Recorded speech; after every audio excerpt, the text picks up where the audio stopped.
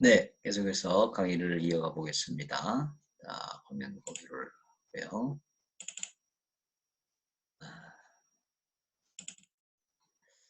조금 전에 제가 이슬람 신앙을 이야기했는데 여러분들이 이제 그 신앙을 들으면 상당히 기독교와 이슬람 신앙이 유사한 점이 많이 있지 않나 이런 생각을 하게 될 겁니다. 네, 맞습니다. 이제 이슬람이라고 하는 종교 자체가 여러 가지 많은 종교들을 혼합하고 거기로부터 좋은 점들을 뽑아내서 만든 종교죠. 622년에 생겨난 거니까 기독교보다 한 600년 정도 뒤에 태어난 종교입니다. 그래서 어, 이슬람교 안에는 기독교 또 유대교 그런 내용들이 조금 들어 있습니다. 그래서 이제 이슬람의 그 선교 전략 중에 하나는 아, 이슬람과 기독교는 같은 하나님을 믿는다. 같은 알라를 믿는다. 이렇게 주장을 합니다. 그리고 심지어 기독교 학자들 가운데서도 그런 말에 동의를 하면서 이슬람의 알라와 기독교의 하나님은 같은 하나님이다. 이렇게 주장을 하는 분들도 없지 않아 있습니다. 근데 그것은 우리가 좀 생각해 봐야 될 문제인데요. 왜냐하면 우리 기독교가 믿는 하나님은 예수님 안에서 계시된 하나님이십니다. 또 예수님과 삼위일체를 이루시는 하나님이십니다.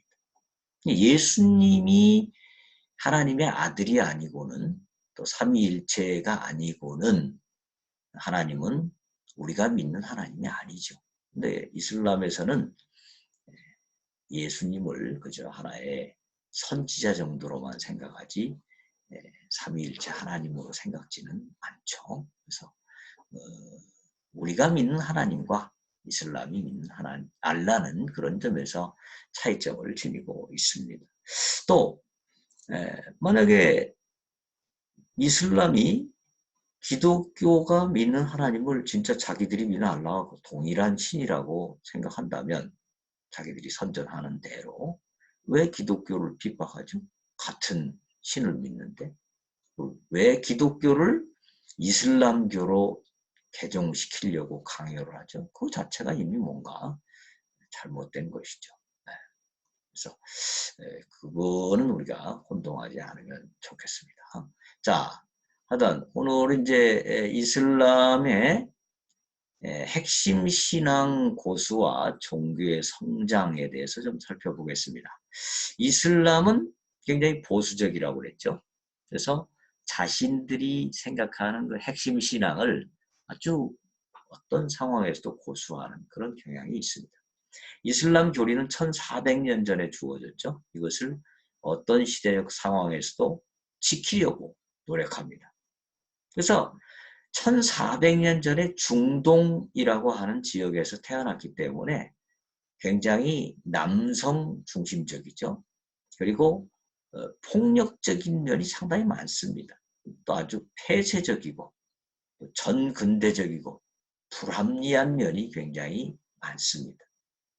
그럼에도 불구하고 이슬람은 알라가 가장 좋은 것을 명령하셨기 때문에 시대가 바뀐다고 그 알라의 명령을 바꾸는 것은 타협이고 타락이고 변질이다 이렇게 생각을 합니다.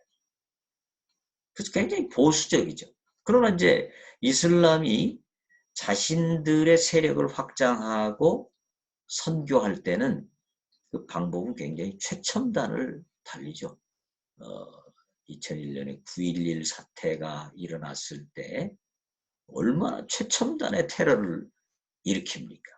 그러니까 이슬람이 선교할 때 내용은 철저하게 보수적이지만 그 선교 전략은 아주 최첨단을 달리고 있다.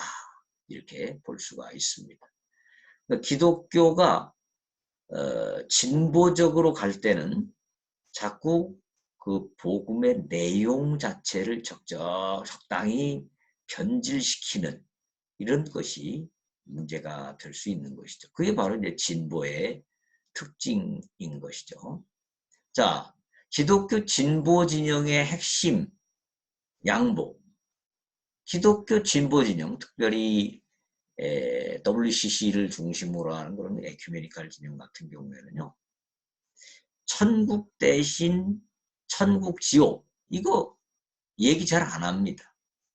요즘 뭐 교회 강단에서도 천국 지옥 설교가 거의 사라졌죠. 거기에 그런 거 사라지고 이제 특별히 몰트만 같은 신학자들을 중심으로 만유 구원 신학을 제시합니다. 모든 만유가, 거기엔 당연히 인간도 포함되겠죠. 모든 만유가 다 구원을 받게 된다.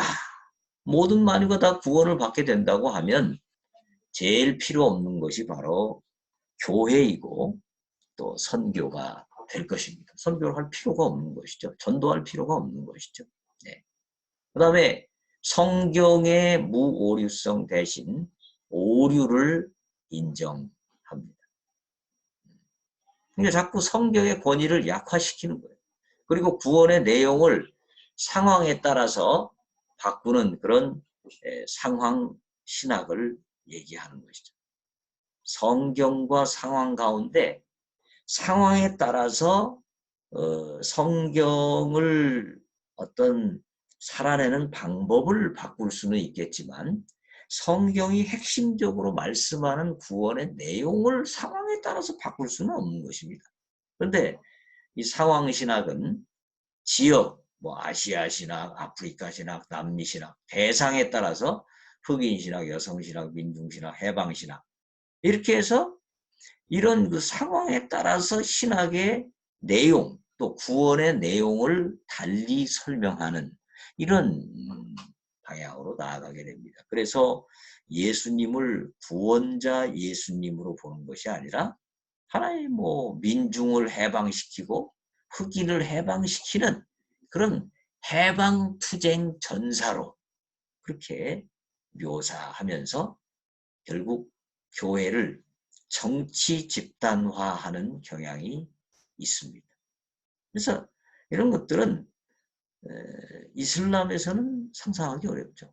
이슬람에서 만약에 모든 자들이 다 구원을 받는다? 또는 이슬람의 꾸란에 오류가 많다? 또 이슬람의 신앙을 지역에 따라 대상에 따라 다 바꿀 수 있다? 이렇게 이야기하면 이슬람은 절대로 수용하지 않죠. 근데 기독교는 그렇게 수용을 하고 있다. 갈수록 기독교는 이렇게 진보 쪽으로 나아가고 있다. 그렇게 볼 수 있습니다. 자, 보수는 왜 망하지 않고 오히려 진보가 약화되는가? 그러니까 이슬람은 상당히 보수적이고 기독교에는 보수적인 진영도 있고 진보 진영도 있죠. 그런데 기독교는 보수 진영이라고 할지라도 이슬람보다는 상당히 진보적이죠.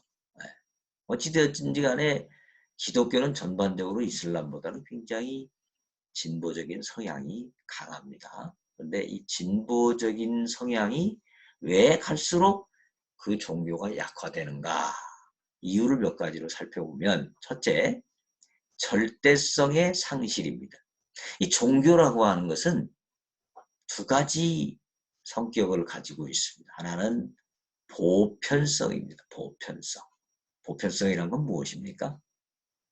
남녀노소, 동서고금 모든 사람에게 하나의 예외도 없이 똑같이 적용되는 진리일 때 그것이 바로 보편성이죠.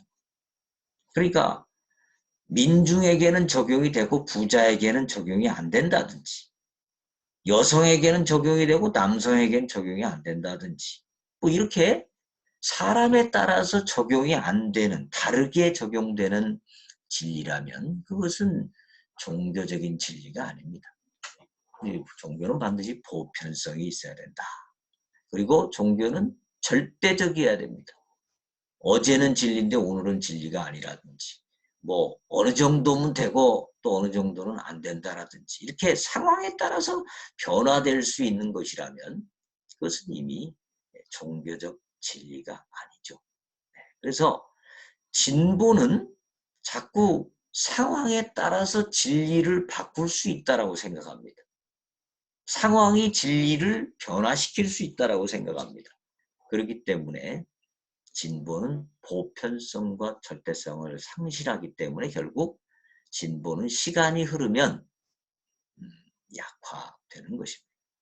기독교는 이 기독교라는 말의 이 기독이라는 말이 바로 그리스도를 한자로 표기한 것이죠.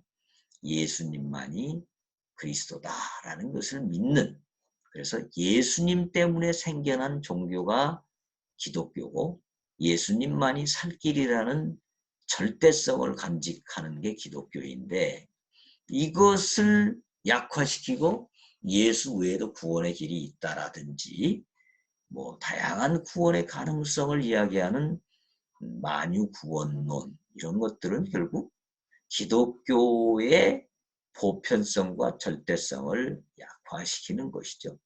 그런데 오직 예수를 강조하면 배타적이라는 낙인이 찍히게 되죠. 또 그렇게 되면 불화가 일어날 수가 있습니다.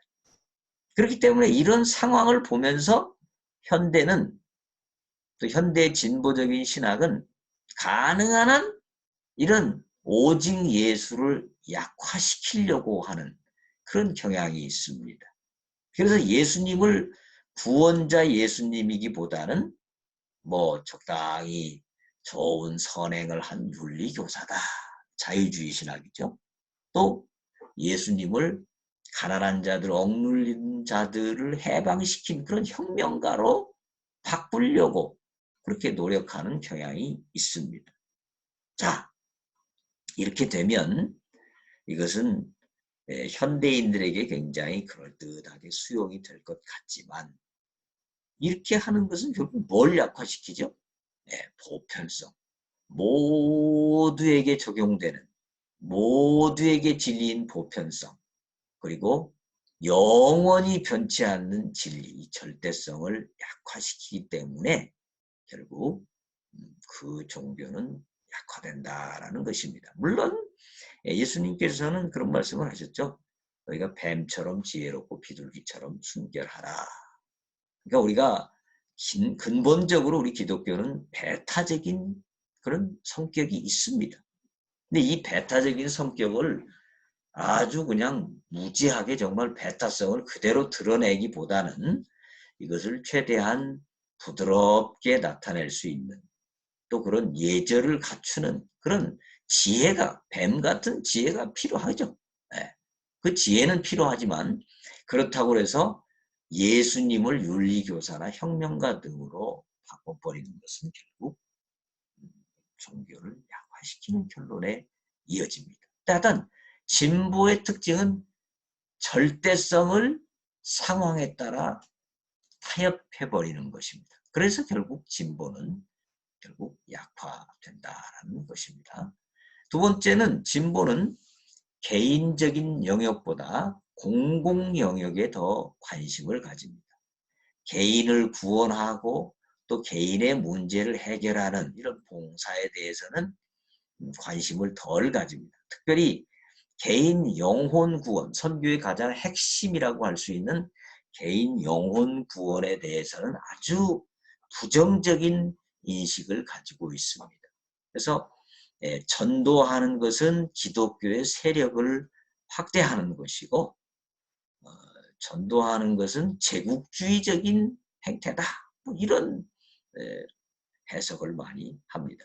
그러면서 그 대신에 이제 진보 진영은 뭐 노동 문제, 환경 문제, 무역 문제, 동성애자 문제, 인권 문제, 정의 문제, 이런 것을 해결하는 것이 선교에 가는 길이다, 이렇게 생각을 합니다. 네. 자, 그런데 사람이 종교를 찾는 이유가 무엇일까요? 사람이 종교를 찾을 때 이 세계의 평화를 위해서 종교를 선택할까요? 사람이 종교를 선택할 때 이 세상을 좀 더 정의로운 사회를 만들기 위해서 종교를 선택할까요? 그건 굳이 종교를 선택하지 않아도 얼마든지 다양한 인권단체, 평화단체를 통해서 할 수 있는 것입니다. 사람이 종교를 선택하는 가장 근본적인 이유는 자신도 해결하지 못하는 갖가지 문제를 신의 능력으로 해결함 받기 위하여 종교에 귀의하는 것입니다. 그러니까 가난한 사람만 문제가 있는 것이 아니라 부자는 부자대로, 높은 자는 높은 자대로, 잘생긴 사람은 잘생긴 사람대로 다 이 세상에 태어난 사람은 나름대로 자기가 해결하지 못한 그런 갖가지 문제들을 많이 가지고 있습니다. 그런 문제를 어떻게 하면 신의 도움을 받아서 해결할까 하는 것이 종교를 갖게 되는 가장 근본적인 이유입니다. 그런데 진보적인 종교운동은 아까 조금 전에 앞 페이지에서 말씀드렸다시피 개인의 문제보다는 사회 문제를 주로 다루기 때문에 이 진보적인 운동, 진보 진영으로 가게 되면 영적으로 만족이 안 됩니다. 네. 맨날 사회 문제만 이야기하니까. 예를 들어서 나는 짜장이 먹고 싶어서 중국집을 갔는데 중국집 사장이 왜 짜장을 먹으려고 그럽니까? 책을 좀 읽으세요. 그래야 인격자가 됩니다. 그리고 짜장은 안 주고 책을 준다면 과연 그 짜장집을 계속 갈까요? 안 가겠죠. 뭐 그럴 짜장집도 없겠죠. 마찬가지입니다.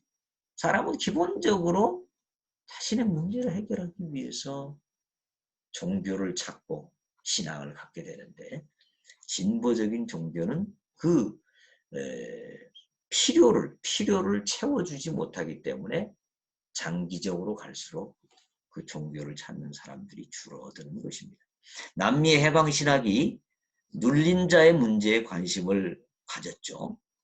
그런데 정작 눌린 자들은 해방신학을 추구하는 교회, 그런 진보적인 교회로 갈까요? 아닙니다.